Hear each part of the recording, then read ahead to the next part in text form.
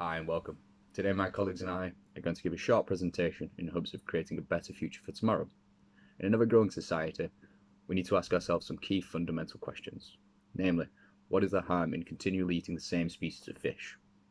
Over the next few moments, we're going to discuss some of these issues and hopefully come up with some solutions.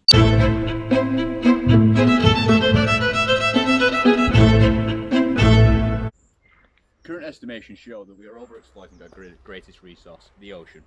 Over 60% of fisheries are at maximum yield and 33% are overexploited already. This could even be conservative because in America alone, 20% of wild-caught seafood is IUU, illegal, unreported and unregulated, meaning it could come from anywhere with no implications for the fishermen that catch it. In addition to this, we are continually removing the largest individuals for maximum financial gain and minimum effort. This is known as fishing down the food web. Fishing down the food web is a concept that describes moving away from catching larger predatory fish that have become too scarce from overfishing and instead catching smaller fish in lower tertiary levels until all fish populations in the food web have been depleted.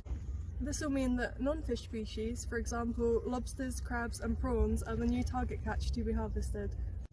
Overfishing is one of the most significant drivers in declines of ocean wildlife, especially when the target catch are large, long-lived top predators like tuna and cod, which are being removed from the ocean faster than the populations can recover. Tuna live for around 15 to 30 years and cannot reproduce until the age of around 5 to 8, so when large adults are removed, the reproduction rate of the population and future genetic diversity will decrease. As well as reducing the overall biomass and biodiversity of populations in global marine ecosystems, removing these species could cause the loss of undiscovered pharmaceuticals which may be effective in the future against health issues. Depleted ecosystems will negatively affect the security of food availability and income for coastal communities who depend on fishing. My colleague Emily has been out to interview some students to see what they know about the overfishing and sustainability of top predators. Here at the University to find out what students know about sustainable fishing and overfishing of top predators. Do you eat fish? Yeah, I do eat fish. Yes. Not that often, no. How often would you say you eat fish? Once every 2-3 weeks, maybe once a month. Once, twice a week, depending. Sweet. I'm not as regular as I used to, because I used to eat a lot of fish and chip shops, to be honest, but I do still eat fish. What fish is the most common fish that you eat? Most common fish. I don't know, it's difficult to say. Probably cod, the basic one. I would say like cod. Probably at the minute, probably like fish fingers, I'd say. Do you know that cod is a top predator? A top predator. Yeah, within the marine ecosystem. This is not my field of expertise, so no. Do you know about the effects of overfishing and overfishing of top predators? No. Do you know about the effects of top predator fishing on the rest of the ecosystems? I have literally no idea, so no. Do you know anything about top-down fishing and overfishing? No. Do you know any of the impacts that happen with overfishing on like the ecosystem or anything like that? Not particularly, no. Do you know how sustainable the fish is that you eat? No. I honestly wouldn't know. I'm gonna sound so ignorant, but honestly I just buy whatever in the shop, to be honest. So. No, it's more just packaging, prices. Would you prefer to know that your fish is sustainably resourced? Yes. Would it make a difference if there was a price difference? I think as long as it's like not too ridiculous for pricing. Would, if it was sustainable and if it was more expensive, would that influence your decision? If there was an easy way to recognise if it was sustainably caught, would it have an impact on what fish you would be buying? Not really, no. Yeah, I think if I knew it was sustainable and even if it was like slightly more expensive, I'd prefer to buy that option. I think I just need to get more of a habit of actually looking for those kind of things. Do you know how obvious it is to see if it is sustainable or not? Do you know what logo you would be looking for? No, I wouldn't know like what on the packaging would kind of indicate that unless it like explicitly said in text, but it'd probably be really small, so I wouldn't really know what.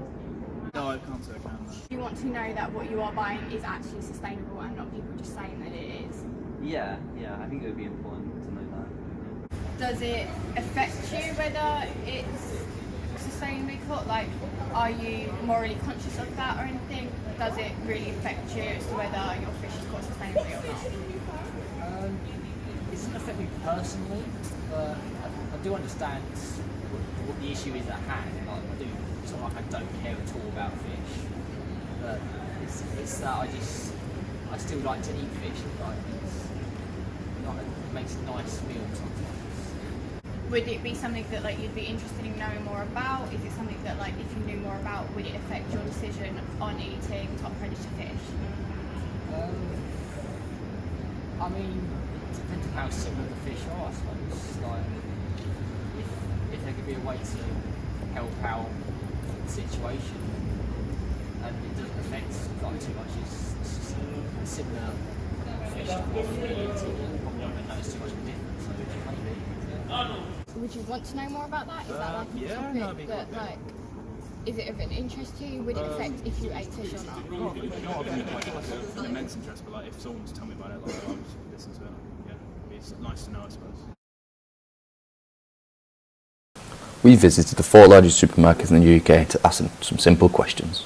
What species of fish do they sell most often? Do they know where the fish comes from, and how is it caught? Unfortunately, all supermarkets declined our request to be recorded in accordance with their company policy, but we're still happy to answer our questions. We found that out of the top 4 supermarkets in the UK, 3 said that their biggest selling fish was cod and little stated salmon.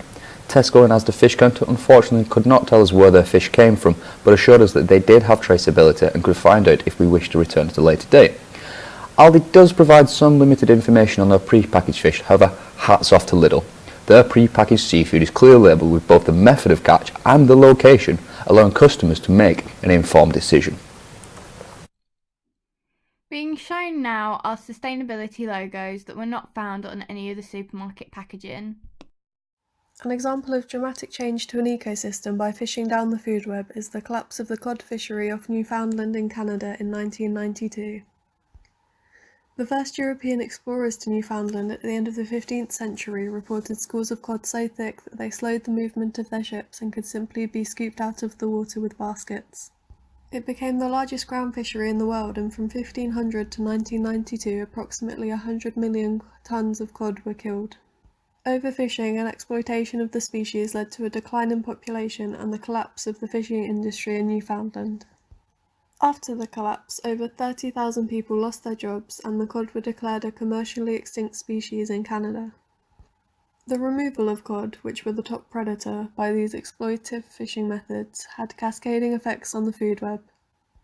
It caused an increase in populations of smaller fish which were once consumed by the cod, and a decrease in zooplankton and algae which were consumed faster by a larger population of smaller fish.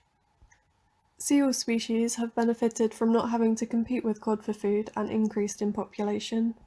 Crustacean species like lobster, northern snow crab and northern shrimp, which were no longer being consumed by the cod, also increased in population. Cod are the main predator of juvenile lobsters, so after the collapse their population exploded.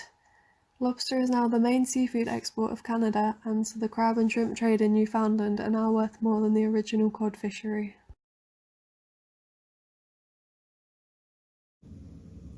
Having interviewed some students, it is clear to see that the most common fish species eaten is cod. Very few people that we interviewed were aware of cod being a top predator and how it is impacted by overfishing. We believe that some solutions to overfishing of top predators could include the following: having proportional penalties, as we believe that the fines and repercussions should have an impact on the people that are breaking fishing quotas. This would mean having larger fines for bigger commercial companies who may overfish more often compared to smaller fisheries, as well as having proportional fines to the amount of fish that they have overfished. Another solution could be to encourage fishing of species lower down the food web, for example mackerel, sardines and anchovies, as these species are able to reproduce quicker, reach reproduction age earlier and produce larger amount of offspring. This means that they are a more sustainable resource, as their populations don't decrease as rapidly when they are sustainably fished. As well, by reducing the demand for fish in a similar way to how meat consumption is reduced, fisheries will be able to meet the demands without having to overfish or affect the marine ecosystems. We believe these are some actions that would prevent further ecological destruction and help with the overall issue of overfishing. Bye.